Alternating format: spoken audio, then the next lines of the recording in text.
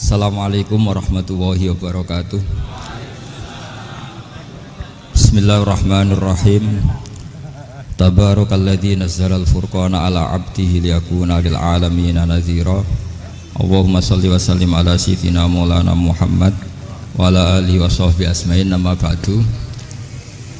Semua pengurus PBNU yang saya hormati, semua habaib, semua ulama yang saya hormati, wabil khusus Kiai Haji Abdul Manan, Ketua Lembaga Dakwah PBNU, yang meskipun mondoknya hanya 3 bulan ini sebetulnya problem, sehingga saya kesini ini sebetulnya tidak pernah merasa ibadah. Ini bukan dakwah, ini show dakwah.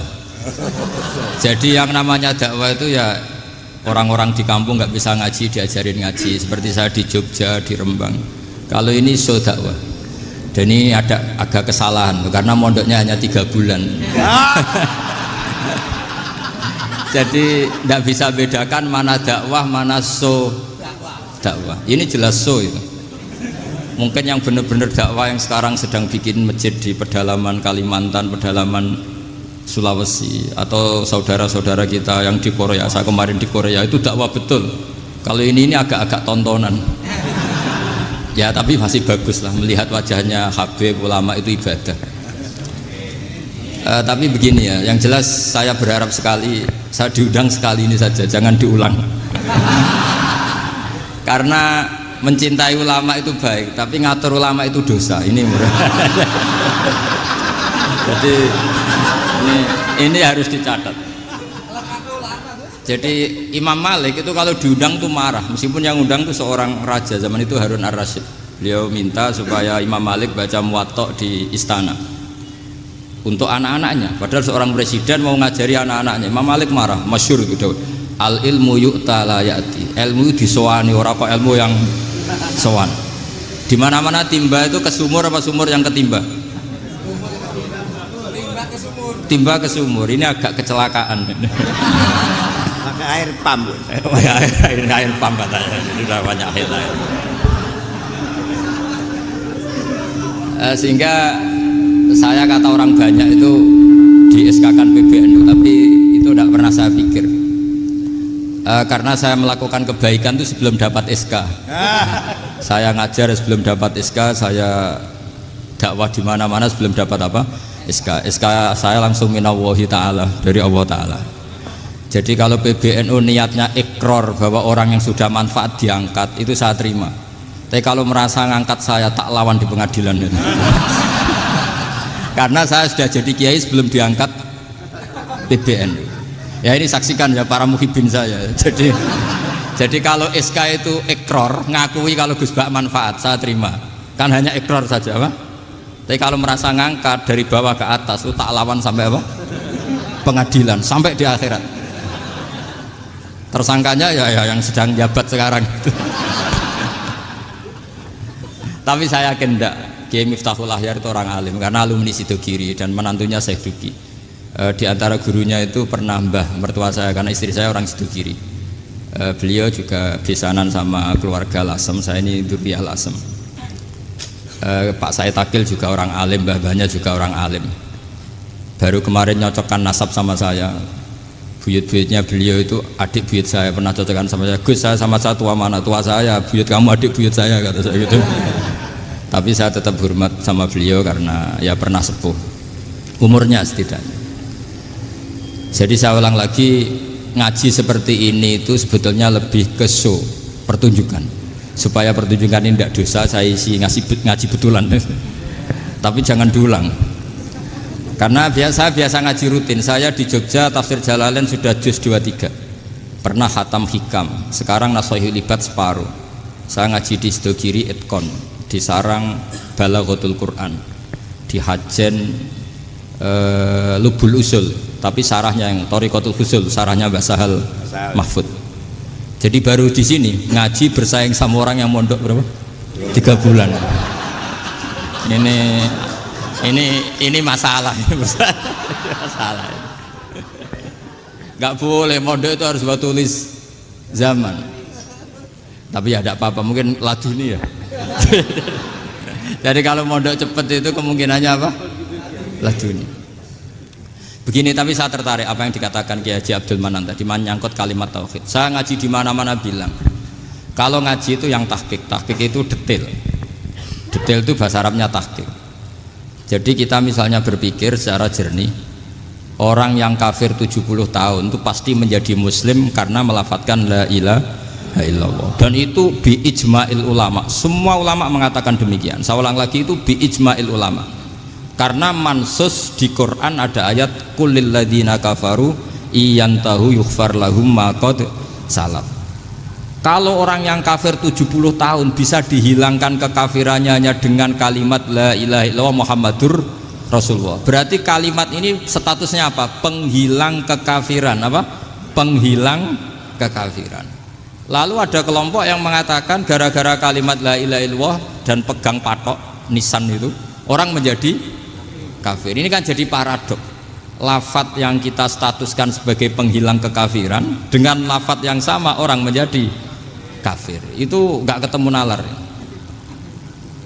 Mbok nalar paling apapun tetap nggak ketemu. Kecuali tadi ya dalilnya pokoknya ngotot tadi. Itu memang kacau itu. Tapi alhamdulillah mereka insya Allah ya sadar. Kamu jangan bayangkan mereka tidak sadar terus, berarti kamu doanya jelek. Bisa saja mereka sudah ingin sadar, berhubung digojlok ini terus nggak jadi sadar. Jadi jangan-jangan salah kita karena sering gojlok sehingga yang mau sadar jadi tidak apa? Nggak sadar. Saya tadi jam 10 sampai setengah 2 masih ngajar di pondok saya ngajar tafsir. Masih di Rembang sana saya. Terus saya ke Semarang, Delalah Muyassar. Ya mungkin agak-agak keramat, jadi tetap jam 3:4 saya bisa ketemu Habib Umar Hafid. Saya beberapa menit ya diskusi tentang manhaj beliau. Dan kebetulan saya sering belajar kitab beliau sama alumni-alumni Darul Mustafa. Meskipun saya tidak pernah ke sana, tapi saya tahu betul mazhab beliau. Karena al-arwah junudun apa? Mujannada. Begini, saya sering dingetikani Mbah Mun, politik tidak jelas itu bagian dari kejelasan. Ini yang perlu dicatat. Jadi politik tidak jelas itu bagian dari apa? Kejelasan. Misalnya begini, siapa yang mengira Khalid bin Walid yang sangat musuhi Rasulullah, dia panglima orang kafir ketika ngalahkan Rasulullah di perang Uhud, akhirnya Khalid bin Walid masuk apa? Islam. Begitu juga Wahsy, qatilu ahab bin nasi ila Rasulillah, pembunuh Sayyid Hamzah, akhirnya juga masuk Islam. Begitu juga Abu Sufyan, dia pemimpin besar kafir Mekah ketika perang Badar, ketika perang Khandaq, akhirnya juga Islam dan menjadi mertua Rasulullah Shallallahu Alaihi Wasallam. Dari fakta ini kemudian banyak ulama alim yang ngambil sikap itu ya coro Jawa itu anggang-anggang. Anggang-anggang itu gak tegas, tapi gak tegas dari rumusan ilmu yang detail. Saya ulang lagi, gak tegas tapi dari rumusan ilmu yang apa? Detail. Bisa saja orang yang sekarang kafir suatu saat mukmin atau muslim. Bisa saja yang sekarang sedang fasik suatu saat soleh. Bisa saja yang mondok 3 bulan rois PB NU. Sementara yang mondok lama kadang Kiai RT. Tapi itu hanya hukum duniawi. Saya yakin yang Kiai RT ini PBNU di akhirat. Karena mondoknya lebih apa? Lama. Itu tak jamin. Saya juga berencana mimpin itu di akhirat saja, bukan di dunia. Makanya saya mohon SK itu berakhir muktamar mendatang. Karena saya sudah kiai sebelum diangkat. Makanya saya ulang-ulang, kalau pengangkatan itu niatnya ikrar, saya terima. Tapi kalau niatnya ngangkat, tak gugat di pengadilan. Ini tidak guyon, ini betulan itu. Ya, tapi ini hanya guyon saja. Nah, ini penting saya utarakan teori ngaji ya. Ini saya bacakan naskah asli Sayyid Umar Hafid supaya Anda dapat barokah beliau. Karena beliau selain alim allamah, muridnya Habib Salim, juga beliau pernah ngaji kutub Sayyid Abdul Qadir Segaf di Jeddah. Juga beliau sering istifadah di beberapa kiai. Ini saya baca teks Arabnya kemudian saya terjemah. Bagi yang tidak setuju pemaknanya bisa gugat, karena saya baca Arabnya. Yang nggak setuju pemaknanya bisa gugat, tapi tak jamin kalah karena saya paham betul teksnya maknanya seperti itu. Logikanya tadi ya, ketika Rasulullah ngambil sikap tegas kepada Qatilu Hamzah yaitu Wahsy, dan ketika Rasulullah ngambil sikap tegas pada orang-orang yang mengalahkan beliau di perang Uhud, kaifa yuflihu qaumun fa'alu bi anbiya'ihim hakadha, bagaimana mereka jadi orang benar atau orang yang dapat kebahagiaan kalau mereka perlakuannya seperti Nabi seperti ini, yaitu Nabi sujjawajjuh masyhur wa kusirat ruba, yaitu Nabi itu wajahnya terluka, gigi serinya tanggal. Orang-orang seperti ini tuh nggak akan bejo kalau orang Jawa, nggak akan falah. Tapi apa yang terjadi? Allah menurunkan ayat laisa laka minal amri syai'un aw yatuba 'alaihim aw yu'adzibahum. Muhammad itu bukan wilayah kamu ngecap orang, menstigmasi orang itu tidak wilayah kamu. Saya bisa saja mengampuni mereka atau menyiksa saya itu atau menyiksa mereka itu wilayah saya, kata Allah. Saya bisa saja mengampuni mereka atau menyiksa mereka itu wilayah saya. Sehingga akhirnya apa? Rasulullah tidak ngambil sikap yang mungkin orang lain mengatakan itu tidak tegas, tapi itu kearifan. Betul, akhirnya Wahsy malah masuk Islam. Khalid bin Walid panglimanya juga masuk Islam. Dan beberapa orang kafir juga masuk Islam, termasuk mimpinihim, ketuanya yaitu Abu Sufyan.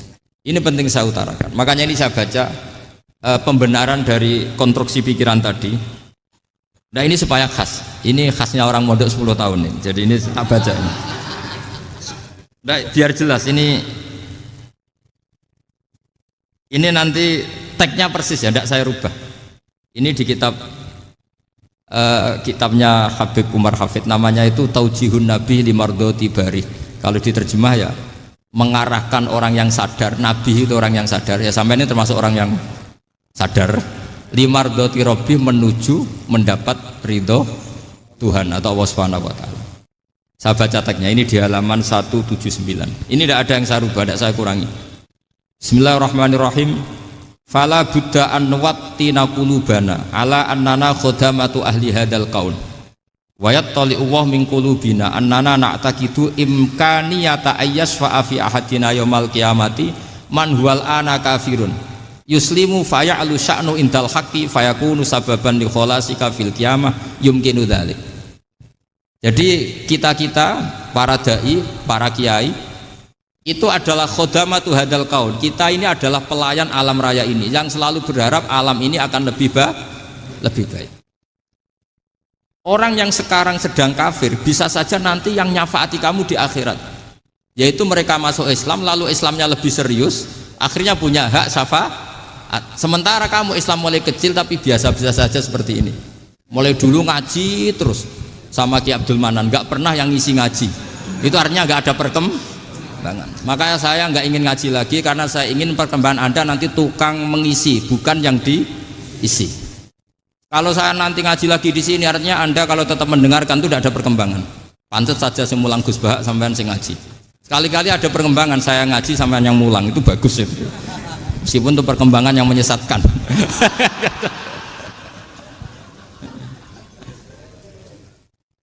Ini penting saya utarakan. Ini dawuhnya Said Umar ya. Orang yang sekarang sedang kafir bisa saja orang ini nanti nyafaati kamu, yaitu beliau orang ini Islam, kemudian Islamnya serius, maka punya hak syafaat. Sementara kamu Islamnya biasa-biasa saja. Itu masyhur kayak Sayyidina Umar. Sayyidina Umar Islam di hari itu langsung makomnya makom yang a'la, sehingga mengalahkan yang sudah Islam lebih lama. Karena Islamnya Umar itu menjadi izzatul Islam betul.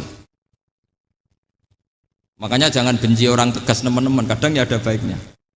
Abu Bakar itu sudah Islam tapi layinal janib, orangnya santun.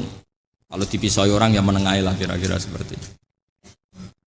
Begitu juga Bilal, Ammar, Suhaib. Singkat cerita, Rasulullah itu sering dibully ya, sering disiksa orang-orang kafir. Rasulullah berharap, wah kalau yang Islam gini terus repot. Melihat Umar ini petarung di pasar Uka, dia dapat uang itu kalau tarung, menangan. Kata Rasulullah, kalau ini yang Islam ya bagus. Beliau berdoa, Allahumma aizal Islam bi Umar. Itu kira-kira 2 hari dari doa beliau, Umar masuk Islam. Itu pertama masuk Islam itu orang-orang kafir diparani. Kalau kamu ganggu Rasulullah Muhammad tak bunuh. Semenjak itu orang kafir yang gentenan sembunyi.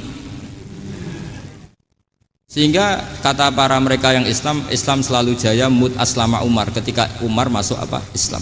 Itu dalam satu hari Islam itu Rasulullah sudah ngendikan Umar yang Islam sehari ini imannya kalau ditimbang separuh ahli dunia masih unggul sama Islamnya Umar. Nah bisa saja seperti itu. Jadi saya minta sama teman-teman yang mencintai ilmu, tidak tegas itu bagian dari ketegasan dalam ilmiah. Karena kita ini tidak mengendalikan dunia, tidak mengendalikan hidayat, hanya Allah piyambak yang ngasih apa? Hidayat. Maka sikap kita laisalaka minal amri syai'un aw yatuba alaihim aw yu'adzibahum. Rasulullah yang ahabbul khalqi ilallah saja tidak boleh tegas karena semuanya potensi itu ada. Cuma kita tegas dalam kebenaran saja, tapi nggak perlu tegas dalam mengawal kebenaran. Kenapa demikian? Karena Islam ini agama yang akan dijaga Allah ila yaumil. Yang jaga Islam bukan PBNU, bukan PP Muhammadiyah, bukan kiai. Yang menjaga Islam namun Allah Subhanahu wa ta'ala. Makanya Sayyidina Umar itu kalau disuruh mikir Islam itu gak mau betul. Masyhur itu dalam tarikh-tarikh. Umar mimpin itu sukses, banyak futuhat. Singkat cerita akhirnya orang tuh kelangenan, wah kalau Umar meninggal kayak apa. Sehingga Abdullah bin Umar setiap jalan-jalan tuh dibully, kalau sekarang dibully. Ya Abdullah bin Umar, bapak kamu itu gimana? Sudah sepuh mau meninggal kok tidak suksesi. Kalau saja ada orang penggembala kemudian meninggalkan kambingnya di hutan, kamu anggap orang yang mudoyik enggak, menyia-nyiakan kambing itu enggak? Ya iya kata Abdul bin Umar. Apalagi amru hadil umat ini mau ditinggal gelanggang, nanti suatu saat Umar meninggal. Mbok yo suksesi supaya jelas. Logika itu diaturkan ke Umar radhiyallahu anhu, ke Sayyidina Umar. Pertama Umar agak tertarik dengan logika itu. Lama-lama beliau marah. Tidak jadi. Saya tetap tidak akan istikhlaf, tidak akan suksesi, dan saya tidak akan mikir Islam katanya.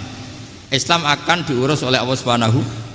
Terus beliau ngendikan, Islam ini jalan ketika ditinggal Abu Bakar, bahkan ketika ditinggal ahabbul khalqi ilallah akramul khalqi indallah, yaitu Rasulullah Muhammad sallallahu alaihi wasallam. Coba Islam dulu dipimpin Abdul Qadir ketua wali, dipimpin Wali Songo, dipimpin orang top. Sekarang dipimpin mondok 3 bulan jalan. Karena Islam yang ngatur Allah Subhanahu wa ta'ala. Jadi ini penting. Loh coba ustadz tuh banyak yang nggak bisa ngaji loh. Tapi ya laku ya nggak masalah. Loh saya kemarin di Korea seminggu. Itu TKI jadi khotib, ada yang jadi mufti, ada yang jadi suriah. Itu ada yang di sana jadi suriah, pulang ke kampung angon kambing lagi. Loh itu teman saya kenal. Suriah Korea. Iya suriah Korea tapi. Artinya gini, bahkan masjid semua yang di Korea itu didirikan oleh TKI dan TKW. Mereka digerakkan Allah untuk mikir agama, karena agama ini milik Allah. TKI saja mikir. Makanya ini penting, yo dakwah tapi tauhidnya sing kenceng, jangan dakwah kenceng tauhidnya kendor. Itu bahaya betul. Saya ulang lagi ya, ini dawuh Habib Umar. Jadi kata beliau, fala budda an wattina kulubana, kita harus yakin seyakin-yakinnya bahwa semua kemungkinan itu mungkin. Makanya masyhur dalam tarikh ketika kafir Quraisy mau disiksa oleh para malaikat karena mereka sering menyakiti Nabi, kata Nabi gimana? Jangan. Saya berharap kalau bapaknya tidak mukmin, suatu saat anaknya mukmin. Masyhur dalam tarikh. Musuh Nabi besar siapa? Walid bin Mughirah. Punya anak Khalid bin Walid. Abu Lahab punya anak Darrah, itu mukminah yang baik. Abu Jahal punya anak Ikrimah, itu mukmin yang baik. Di Indonesia lebih hebat lagi. Bapaknya ra iso maca Quran, anaknya hafid. Bapaknya utun ra tamat SD, anaknya jadi dekan. Di Indonesia banyak orang nggak siapa-siapa, anaknya jadi presiden, anaknya jadi menteri. Artinya jangan karena bapaknya kafir kamu nganggap anak turunnya pasti selalu kafir. Teori itu sudah salah zaman Rasulullah. Yaitu Walid akhirnya punya anak Khalid, Abu Lahab punya anak Darrah, terus siapa? Abu Jahal punya anak siapa? Ini penting saya utarakan karena dakwah kalau terlalu semangat nanti kalau menghilangkan tauhid bahaya. Tetap innal huda. Uni Soviet kayak apa? Mengkooptasi negara-negara sekelilingnya sampai jadi Zuni. Tapi apa yang terjadi? Uni Soviet yang runtuh, persemakmurannya semua rata-rata jadi negara apa? Islam, kayak Uzbek, kayak Ceknya, kayak apa-apa. Karena agama ini diurus Allah. Sehingga kalau tapi kamu ngitmai agama nggak apa-apa. Makanya istilahnya Habib Umar khodamah itu pelayan, nggak apa-apa. Kita ngitmai agama itu nggak apa-apa. Dengan ngitmai terus mikir nggak apa-apa. Tapi jangan mikir yang merasa kalau kita mati, wah nanti agama ini kukut karena saya mati. Kamu itu siapa? Agama Islam ini tidak pernah dipasrahkan kamu. Diurus oleh Allah Subhanahu wa taala sendiri. Sehingga ketika Wali Songo meninggal, agama ini tambah kuat sampai sekarang. Kecil saya itu kalau pengajian susahnya bukan main, harus izin sana sini. Sekarang setiap pengajian polseknya datang, polresnya datang, nggak ada intel, nggak ada apa. Padahal kiai dulu sama kiai sekarang itu kira-kira alim mana? Alim kiai dulu. Mbah Hasyim Asy'ari itu ngarang kitab sampai dibaca di Yaman. Saya sering baca juga kitab beliau, Risalatu Ahli Sunnah wal Jamaah. Kiai sekarang mau terjemah aja kadang salah memahami. Tapi ya Islam tetap jalan karena Islam ini dikawal, dijaga oleh Allah Subhanahu wa taala. Maka kalau dalam cerita tarikh sirahnya Ibnu Ishaq itu, tauhid itu penting. Beliau cerita begini. Sayyid Abdullah itu namanya Abdullah bin Abdul Muthalib. Kita tahu kenangannya Rasulullah terbanyak itu bukan dengan Sayyid Abdullah tapi dengan Sayyid Abdul Muthalib, dengan mbahnya. Karena Nabi itu mulai kecil dirawat oleh siapa? Mbahnya. Yaitu yang disebut Nabi ketika 2 bulan kan abahnya sudah meninggal. Ya saya baca ya, pakai bahasa Arab biar jadi bid'ah. Nanti kalau bahasa Indonesia ada bid'ah. Tidak betul. Diba atau berjanji sebenarnya itu kitab sejarah, berhubung dibaca bahasa Arab terus kayak mantra. Terus yang belakang mau nyenggai soleh aleh, sehingga kubu sebelah bilang tuh khurafat dan bid'ah. Coba diterjemah ini, coba nanti saya baca bahasa Arab. Walamma tamma min hamli syahroni ala masyuril aqwalil marwiyatu fiya bil madinati abuhu abdullah wa kana qad istaza bi akhwalihi bani adi minat taifatin najariyah wa makatha syahron saqiman yu'anu nasukmahu wasakwa. Terus di pojok sana bilang soleh aleh. Pasti kubu sebelah yang liwat, wah itu khurafat bid'ah karena dianggap mantra. Padahal artinya coba sampean baca bahasa Indonesia. Ketika hamil Rasulullah umur 2 bulan, abahnya meninggal di kota Abwa. Kota Abwa adalah kota keluarga besar ibunya Sayyid Abdullah. Kebetulan pas ke sana beliau sakit sampai 1 bulan dirawat. Bid'ahnya di mana kalau diterjemah? Wong itu kitab tarikh. Makanya saya nggak tahu yang membidah-bidahkan tiba itu karena tadi. Tapi sampean juga ikut salah karena nyenggai sholawatan tok itu. Jadi makanya saya bilang tadi kalau bahasa Arab bid'ah, kalau sudah terjemah tidak bid'ah karena kelihatan kalau itu hanya kitab tarikh. Loh, coba bid'ahnya di mana? Wa ba'du fa'aqulu wa Muhammad bin Abdullah bin Abdul Muthalib bin Hasyim. Itu kalau diterjemahkan, kamu harus tahu siapa nama Muhammad. Muhammad punya abah siapa? Rasulullah Muhammad Abdullah. Punya abah siapa? Abdul Mut. Punya abah siapa? Hasyim. Coba baca gitu di kubu sebelah. Oh iya. Berhubung kok baca bahasa Arab. Wa ba'du fa'aqulu wa Muhammad bin Abdullah bin Abdul Muthalib bin Hasyim. Jadi itu hanya salah baca saja. Maksudnya salah yang ngukumi, bukan salah yang baca, salah yang apa? Ngukumi. Sayyid Abdullah ini orang yang tauhidnya sangat kuat. Sayyid Abdul Muthalib lebih kuat lagi. Saya cerita sedikit betapa pentingnya tauhid. Ketika pasukan Abraha bawa pasukan gajah mau menyerang apa? Ka'bah.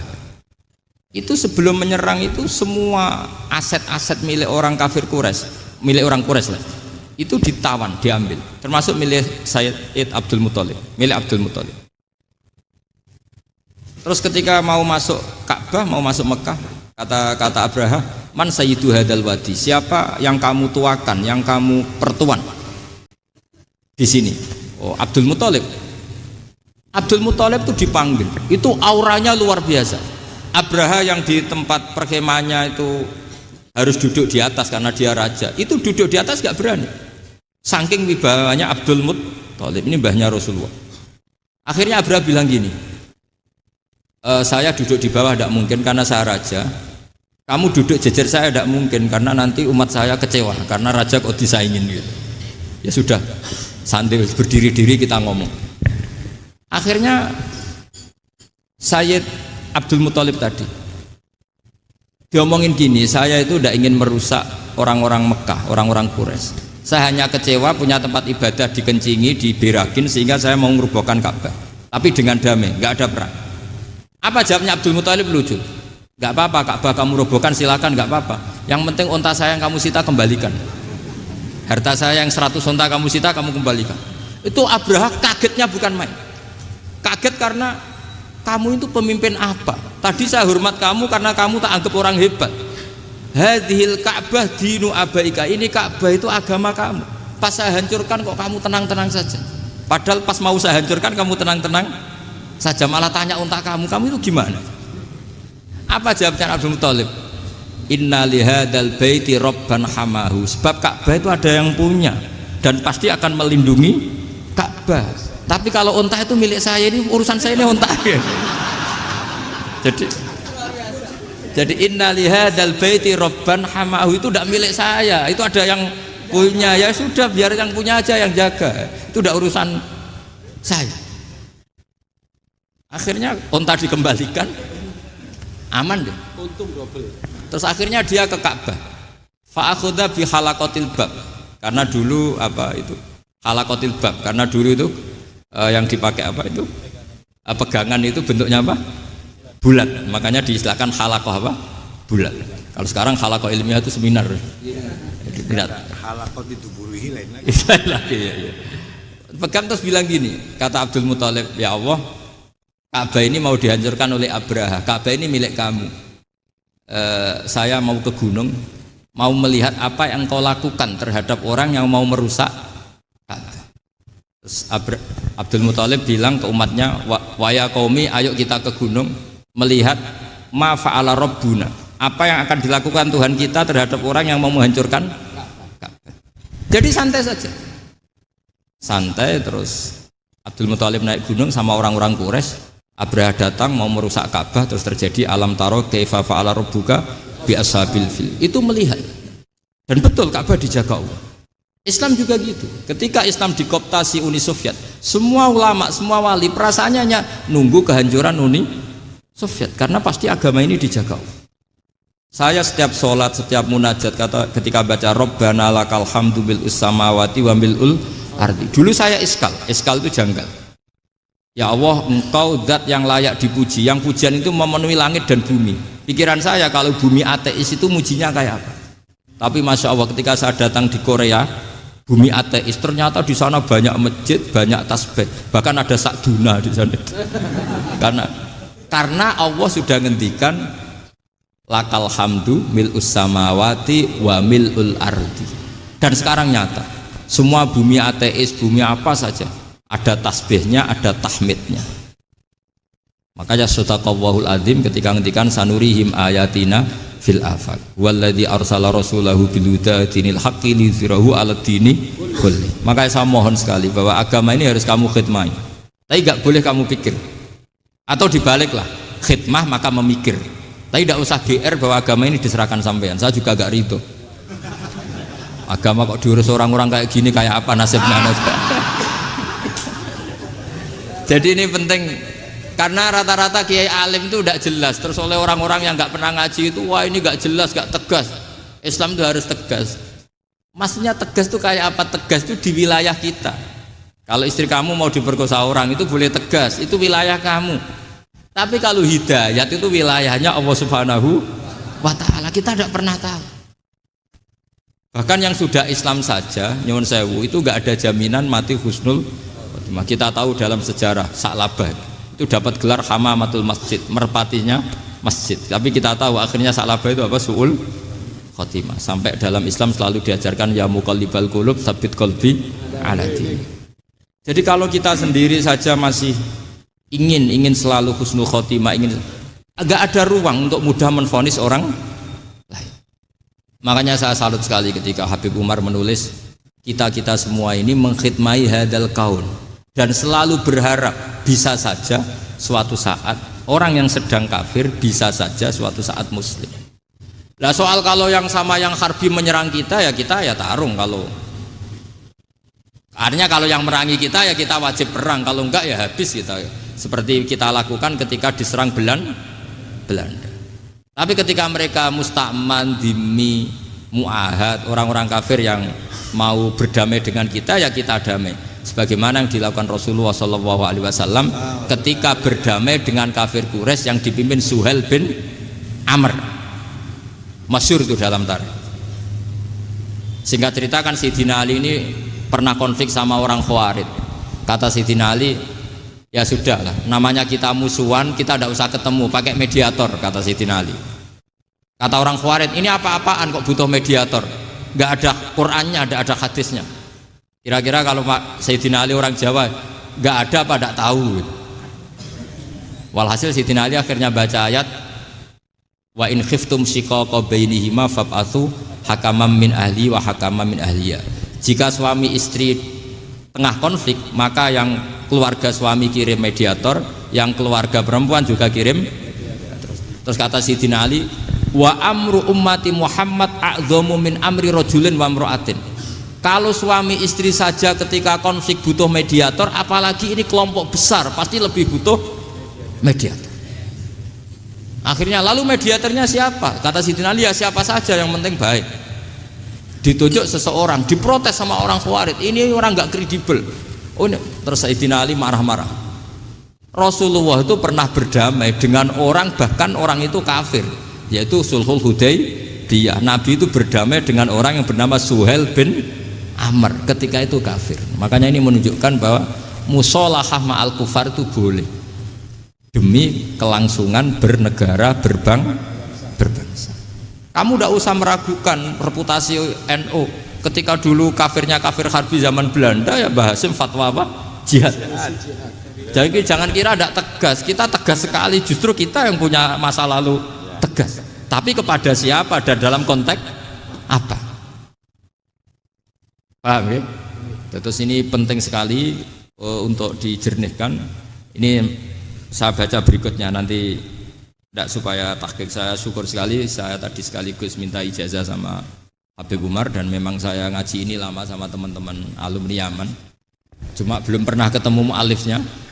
Tadi saya ketemu minta ijazah itu dan beliau senang sekali, bahkan sempat bikin tulisan di kitab saya ini. Sama tidak perlu baca, karena kalau bisa ya biasa, kalau tidak bisa malu ya sudah, tidak usah baca.